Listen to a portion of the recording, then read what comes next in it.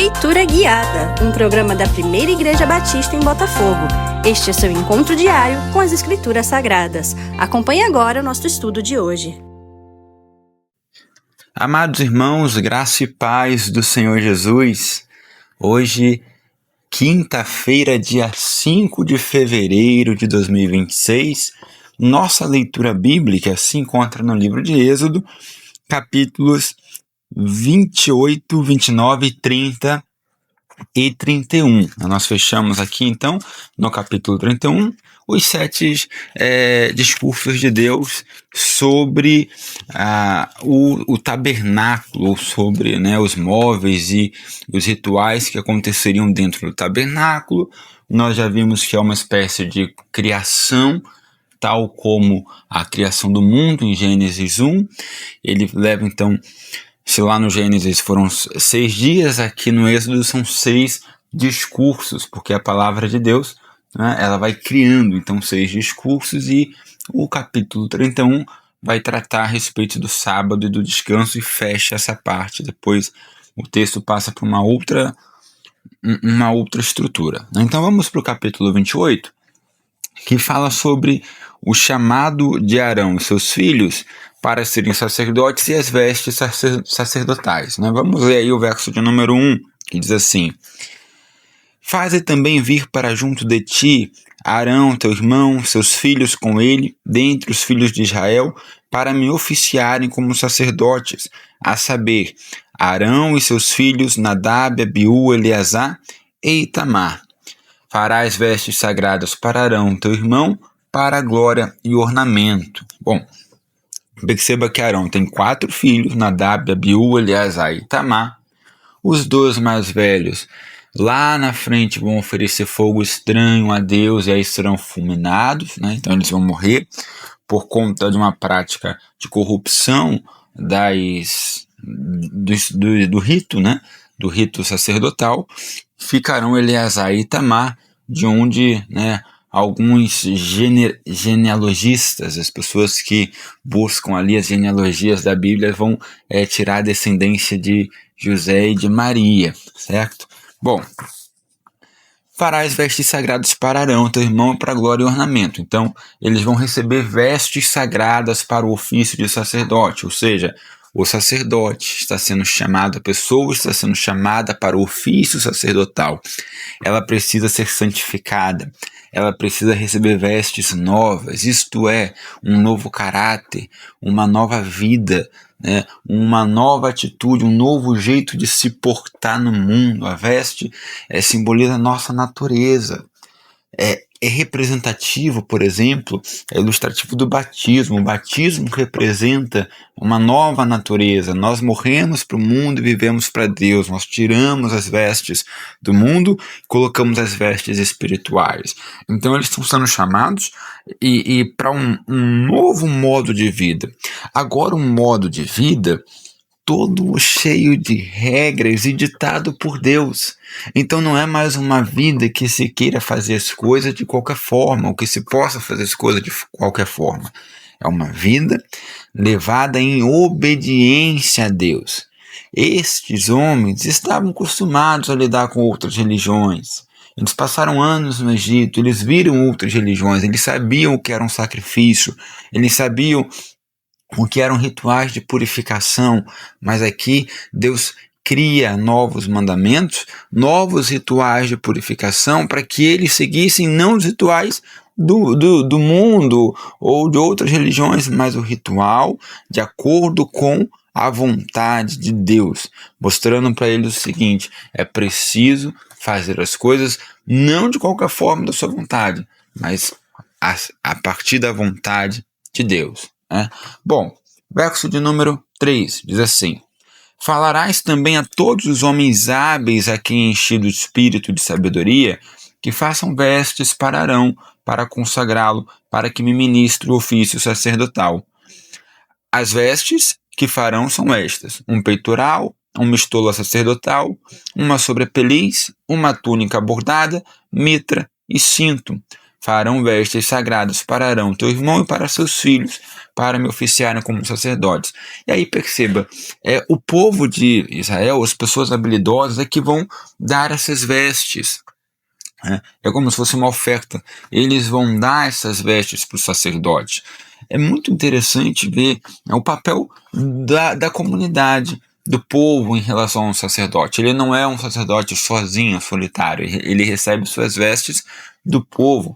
É quase uma capacitação do povo, uma escolha do povo. É o povo concordando, que estes homens serão os sacerdotes. E aí você tem aqui a descrição, de que tipo de vestes seriam essas. Um peitoral, então era uma espécie de proteção. Era comum ser usado esse peitoral para guerras, funciona como uma proteção no peito, Porém, em Israel era feito de tecido, uma túnica bordada, uma mitra e cinto. A mitra, no caso, seria um turbante. O cinto é a parte que ligaria a túnica, a parte de cima, a parte de baixo. A sobrepeliz é uma sobrepele que seria posta sobre o sacerdote. Bom, então o texto segue tratando aí dos itens que iam compor a roupa de Arão e seus filhos, explicando detalhadamente como seriam feitos. No verso 6, ele vai falar sobre a estola. No verso 8, vai falar sobre o cinto. No verso 9, pedras que seriam gravadas, colocadas sobre o peitoral. Essas pedras deveriam ter os nomes das tribos de Israel, dos filhos de Israel. E lá no verso 12 diz assim: imporás as 2 pedras nas ombreiras da estola sacerdotal, por pedras de memória aos filhos de Israel. E Arão levará os seus nomes sobre ambos os seus ombros, para a memória diante do Senhor. E aqui nós temos, irmãos, o papel do sacerdote. Qual é o papel do sacerdote? Levar as pessoas até Deus, conduzir as pessoas até Deus. Por vezes, essa condução é nos ombros, é conduzir uma pessoa ferida, é orar por essa pessoa, sempre estar lembrando dessa pessoa diante de Deus. Então, é um simbolismo de que o nome dos filhos de Israel iriam sobre os ombros de Arão. Arão iria apresentá-los a Deus todos os dias, orando por eles, pedindo a Deus que se lembre deles, que abençoe essas pessoas. Esse é o serviço do sacerdote. Não é só... Perceba, havia um outro aspecto desse serviço, que era receber a palavra de Deus e transmiti-la ao povo. Futuramente, mais para frente, esse serviço passou também aos profetas. Ouvir a palavra, transmitir ao povo. Mas uma característica principal do sacerdote é levar o povo até Deus. É apresentar as orações, os pedidos desse povo diante de Deus. E aí o texto continua trazendo detalhes da roupa. E lá no verso 30 tem uma característica importante. Ele diz assim: também porás no peitoral do juízo o Urim e o Tumim, para que estejam sobre o coração de Arão quando entrar perante o Senhor. Assim Arão levará o juízo dos filhos de Israel sobre o seu coração diante do Senhor continuamente. O Urim e o Tumim eram duas pedras, que eram jogadas. Então o povo queria saber a vontade de Deus, eles pegavam as pedras e jogavam. E ali, dependendo de como elas caíssem, a resposta era sim ou não. Então, isso foi feito muito no reinado de Davi e também em Josué, quando o povo vai conquistar a terra. A seguinte pergunta, as pessoas perguntavam para Deus: subiremos contra aquele povo e o atacaremos, iremos à guerra contra a nação tal. E aí jogavam ali as pedras e ali caiu sim ou não, e aí o povo deveria fazer isso. Era um conceito assim bem primitivo, era bem de início, para se descobrir a vontade de Deus, e depois isso vai caindo em desuso, principalmente quando inicia o reinado de Salomão. Essas coisas vão ficando em desuso. Lá no Novo Testamento, isso vai aparecer novamente na escolha dos 12 apóstolos, aliás, do 12º apóstolo, aquele que deveria substituir Judas, para escolher, né? Os discípulos usam ali o Urim e o Tumim para saber se quem iria substituir a Judas.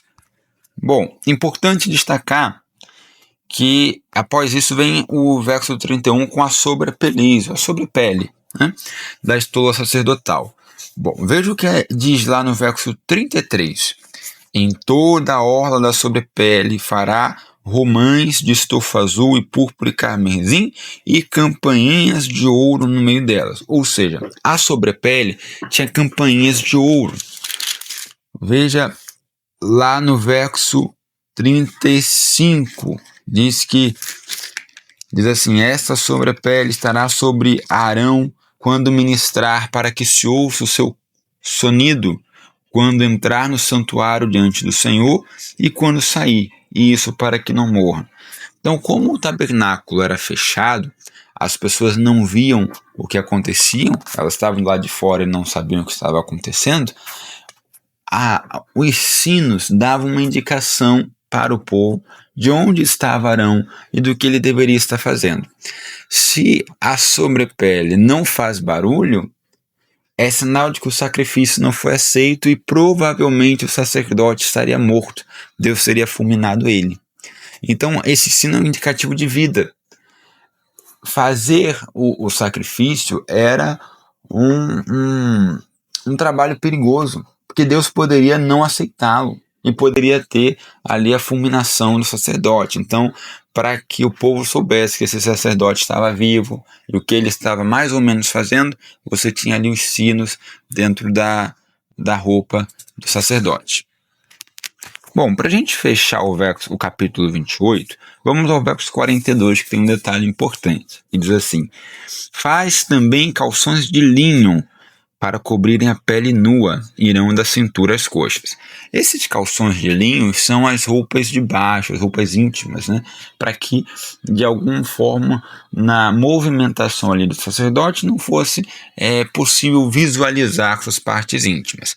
Lá no capítulo 20, verso 26, quando o Moisés está falando sobre o altar, ele traz um detalhe interessante, que diz assim: a lei acerca dos altares diz assim no verso 26, nem subirás por degrau ao meu altar, para que a tua nudez não seja ali exposta. Então perceba que a nossa vestimenta, ela precisa ter uma questão chamada decência.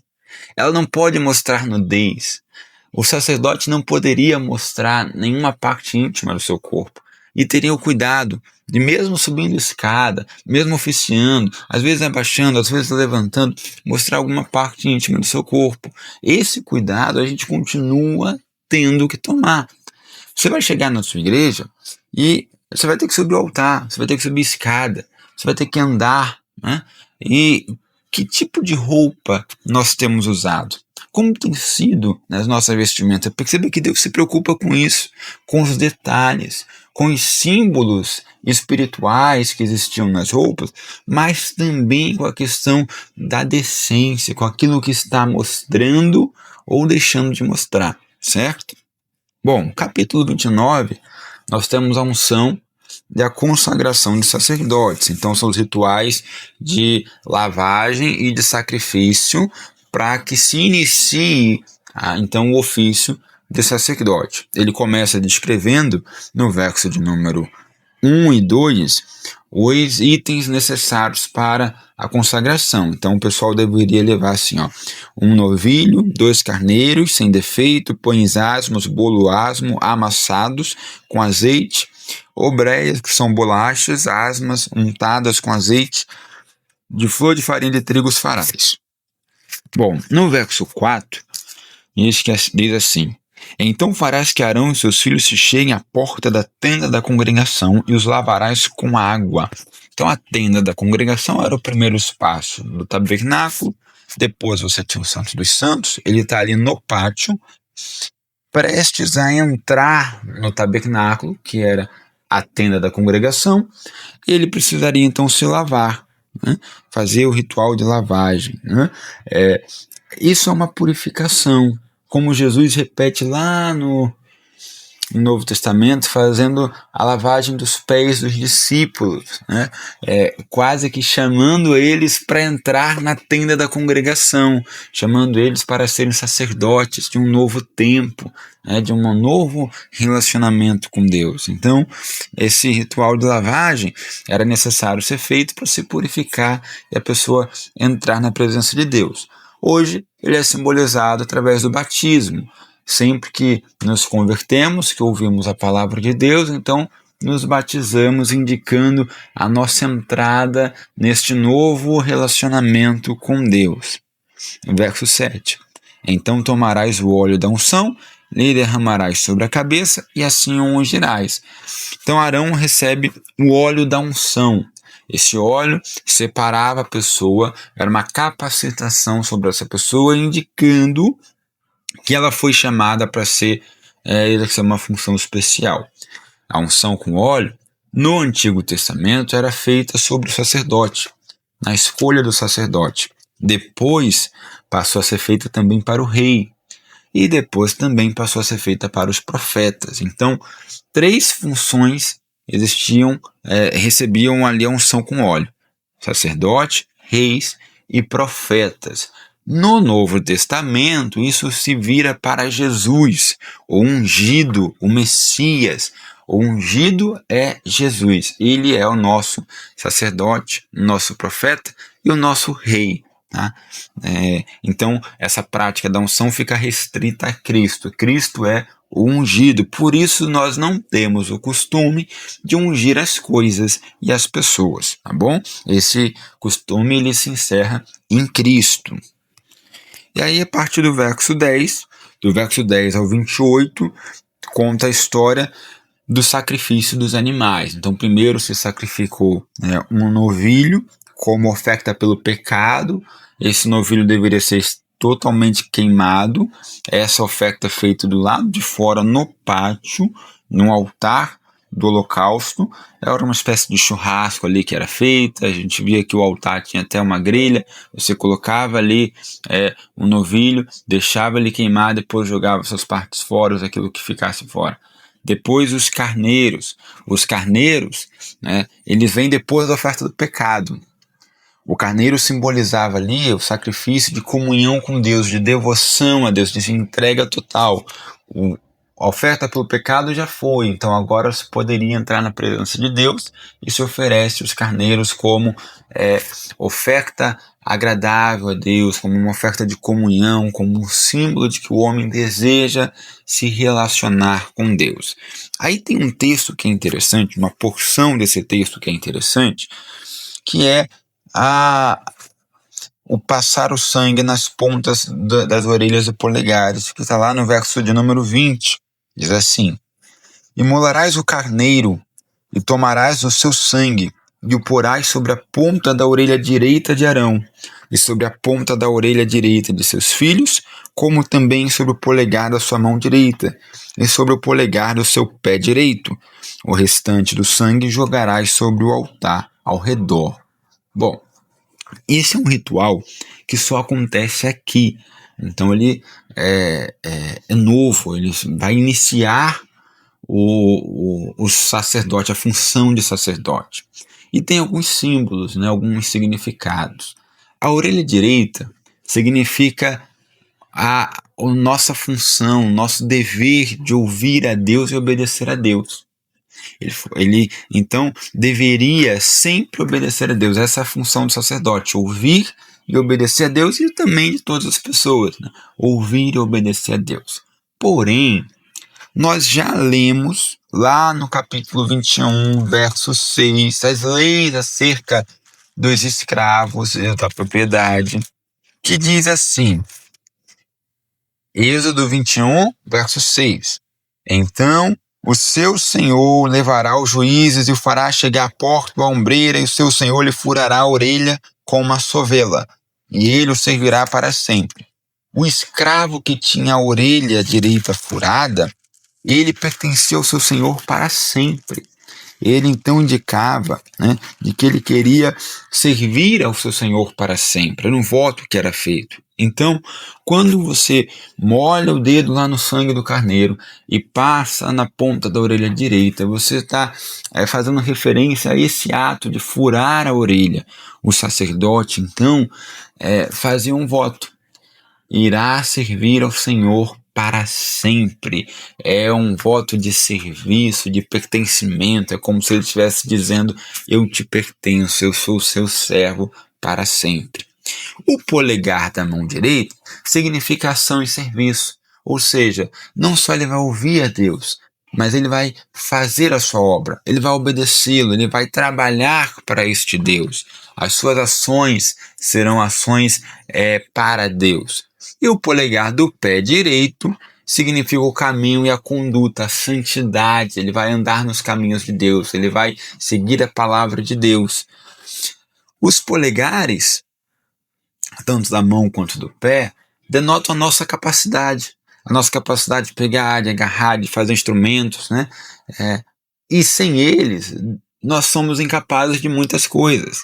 Então, esse ritual está dizendo assim para o sacerdote: olha, vocês só são capazes de fazer isso porque Deus providenciou, porque Deus permitiu, pela unção de Deus na vida de vocês. Sem isso, vocês são incapazes para esse serviço. Ou seja, só há capacitação para a obra e para o serviço de Deus a partir da consagração com o sangue, a partir da ação do Espírito Santo na nossa vida. Portanto, o serviço sacerdotal ele é um serviço de dependência de Deus.